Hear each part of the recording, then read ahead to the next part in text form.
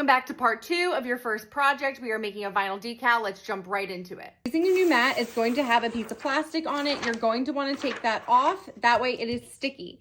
Then you'll take your vinyl, and I like to cut mine down, but you can do whatever you'd like. And you're going to stick it with the backing onto the mat. Up to you, but I like to use something like a brayer to get all those bubbles out. To load this in, you're going to go right underneath these little clips, and you're going to press the flashing button. On the newer machines, it's going to read the size of your mat. On an old machine, it does not.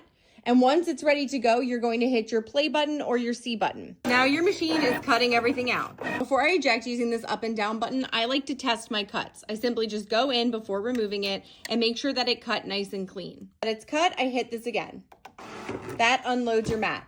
If you had a project that has multiple colors, you would load your next mat in and then hit the play button again. Projects, some people like to weed on the mat. I do not. I simply flip my mat over and peel it off, and then I cut it down to size. This way I can still use this extra vinyl. I'm gonna start in the corner and I'm gonna weed my design.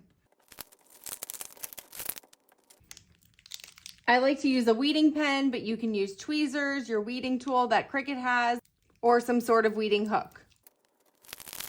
Here's my decal. I'm gonna grab some transfer tape. My transfer tape, I'm gonna peel it off, and you can reuse transfer tape, so don't throw it out after your first use.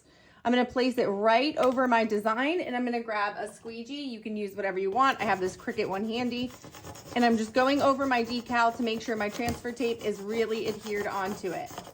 After that, I like to flip it over. You can give it a little rub on this side as well, and then you're going to peel backwards. And peel off the transfer tape. Make sure to do this slowly, just in case anything gets caught. And now this is ready to place on whatever you want to place it on. Place it onto the item and rub it on. And now you've made your first Cricut project. Come back for day 10 so that you can master your Cricut.